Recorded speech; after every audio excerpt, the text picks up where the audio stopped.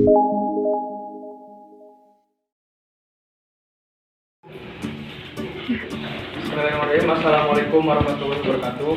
Perkenalkan, di sini kami akan melakukan sebuah podcast dengan tema analisis lingkungan pemasaran, mata kuliah manajemen pemasaran 1, dosen pengampunya Paradan Saparudin SEMN.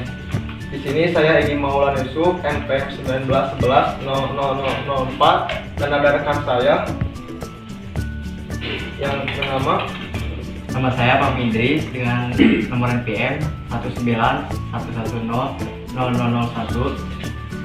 Selanjutnya, Nama saya Sandika Nugraha, NPM 19-11-00017. Baik, di sini akan saya mulai ya.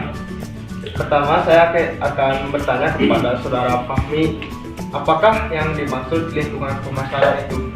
menurut saya lingkungan pemasaran adalah tempat di mana sebuah perusahaan harus memulai usahanya dalam mencari berbagai peluang dan memonitor rencana-rencananya. Menurut saya gitu sih, menurut lingkungan pemasaran. Kalau menurut Saudara Sandika gimana? Kalau menurut saya, analisis lingkungan pasar dibagi menjadi dua bagian, yaitu lingkungan mikro dan lingkungan makro, dan membuat lingkungan pemasaran mempunyai strategi yang berbeda. Baik, selanjutnya saya akan bertanya lagi kepada Saudara Fahmi, yang dimaksud dengan lingkungan mikro itu apa? Lingkungan mikro yaitu lingkungan yang berada dalam sebuah perusahaan dan berperan penting dalam membuat strategi perusahaan agar produk tersebut dapat dihasilkan memasukkan bagi pelanggan. Lingkungan mikro sendiri terdiri dari perusahaan, pemasok, pasar pelanggan, pesaing, dan masyarakat, dan perantara pemasaran. Selanjutnya, menurut Saudara Sandika, lingkungan makro itu seperti apa ya?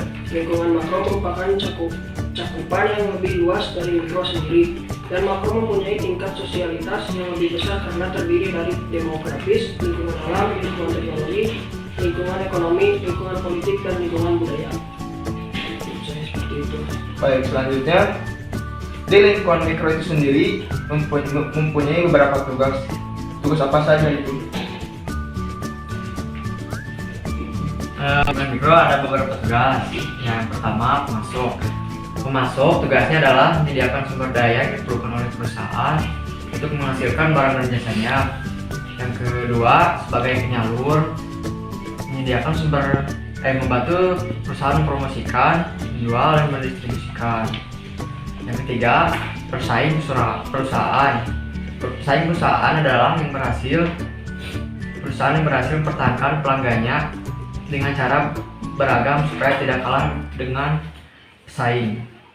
Konsumen itu sendiri, si perusahaan harus mempelajari beberapa jenis pasar pelanggan secara detail. Tolong sebutin saja apa saja jenis pasar pelanggan tersebut. Perusahaan harus mempelajari 5 jenis pasar. Yang ke-1, pasar konsumen, terdiri dari perorangan dan keluarga yang membeli barang dan jasa untuk digunakan dalam proses produksi perusahaan. Yang kedua, pasar bisnis, membeli barang dan jasa untuk memproses yang lebih lanjut atau digunakan dalam proses perusahaan. Yang ketiga, pasar penjual, perantara pembeli barang dan jasa untuk dijual kembali mendapat laba. Yang keempat, pasar pemerintah, badan-badan pemerintah yang membeli barang dan jasa untuk pelayanan umum. Yang keenam, pasar internasional, terdiri dari pembeli negara lain termasuk konsumen, produsen, penjual, perantara, dan pemerintah. Menurut saya ada sedikit tambahan mengenai konsumen pasar. Pasar temennya. Pasar menurut saya adalah itu pasar konsumen. Pasar konsumen adalah pasar yang terjadinya membeli kebutuhan sehari-hari seperti bahan makanan, bahan pokok, dan lain-lain. Yang kedua, pasar bisnis. Pasar bisnis contohnya seperti membeli barang setengah jadi lalu diolah oleh kita menjadi barang jadi dan bernilai. Yang ketiga, pasar penjualan. Menurut saya pasar penjualan adalah pasar yang membeli barang jadi dijual ke konsumen, contohnya adalah reseller dan warung-warung. Keempat, pasar pemerintah. Pasar pemerintah menurut saya Contohnya adalah membagikan sembako, subsidi, bantuan lain-lain seperti PKH dan terutama di masa pandemi ini pasti banyak sekali yang disalurkan oleh pemerintah kepada warganya.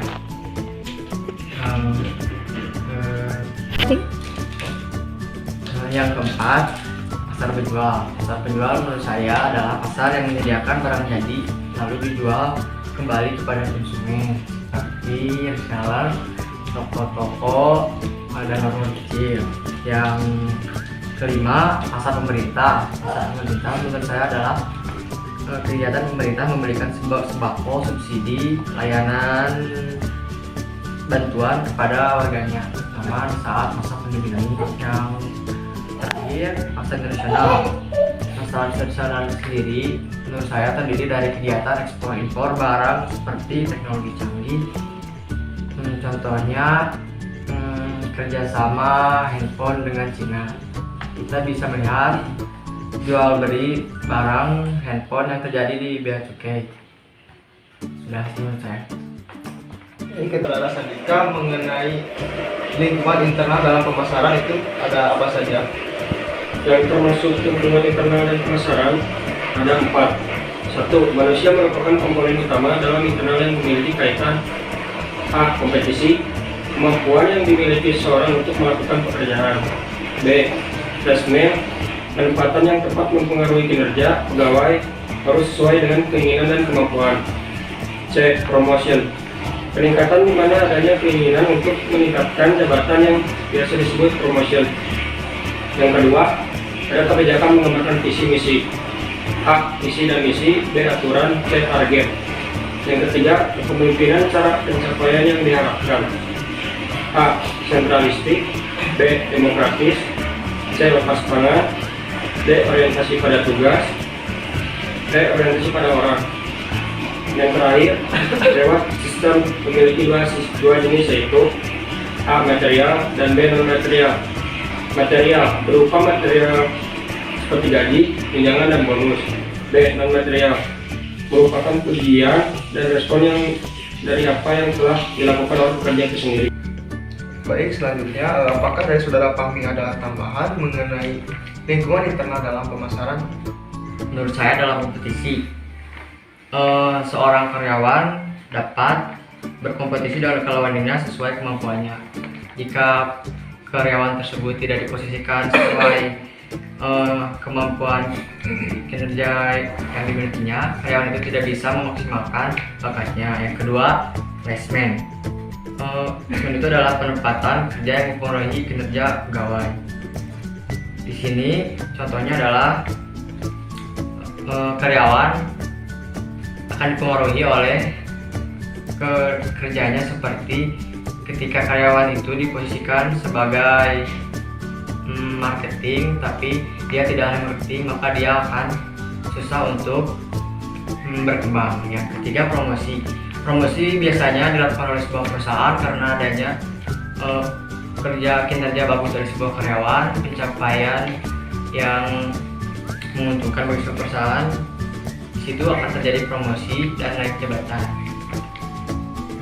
Menurut saya cuma segitu. Terima kasih.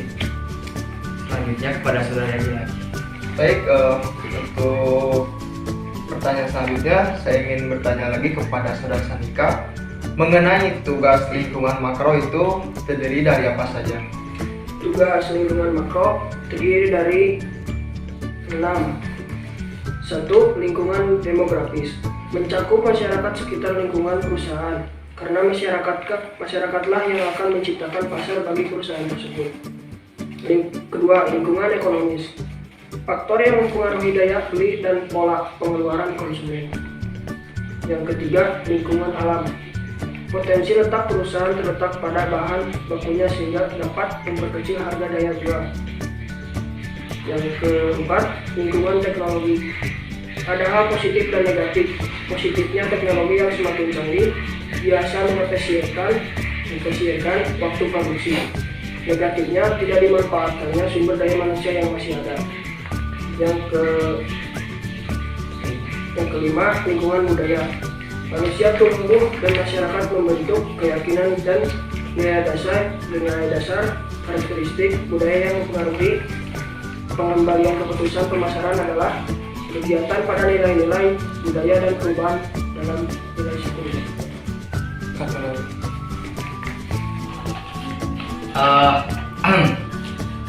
Menurut saya ada beberapa faktor yang bisa mempengaruhi manajemen demografis, karena demografis mempengaruhi sebuah perusahaan dan cita masyarakat pasar penjualan adalah seperti faktor usia, kelahiran, sosial, perkawinan, jenis kelamin, pendidikan dan lain-lain mempengaruhi dari daya beli seperti kebutuhan orang tua dan anak muda, orang berpendidikan dan orang buruh.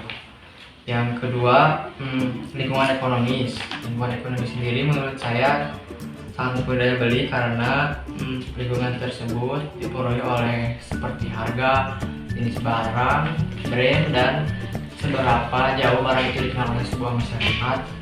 Yang ketiga, lingkungan alam. Tentu saja lingkungan alam.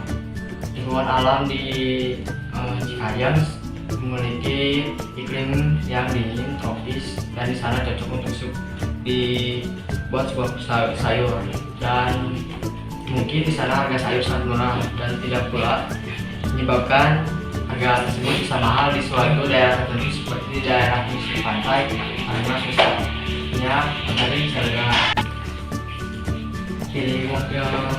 Untuk lingkungan teknologinya, lingkungan teknologi sangat berpengaruh besar terhadap dunia perekonomian, khususnya di bidang teknologi seperti membantu sebuah perusahaan dengan keluarnya teknologi modern yang bisa mempercepat dan mengefisienkan waktu dalam memproduksi suatu barang. Dengan begitu perusahaan bisa meminimalisir barang tersebut kapan harus bisa siap juga mereka. Yang kelima, lingkungan budaya. Di sini lingkungan budaya sendiri sangat mempengaruhi proses lingkungan makro karena budaya, contoh saja budaya barat sangat mempengaruhi budaya Indonesia, terutama pada masa kini. Contoh, banyaknya budaya barat yang masuk seperti budaya negara Korea. Banyak sekali remaja sekarang yang sering memakai gaya busana Korea seperti kain hoodie, jeans, jaket, dan lain-lain. Itu sangat mempengaruhi pada lingkungan pasaran karena dapat menimbulkan terjadinya kesenjangan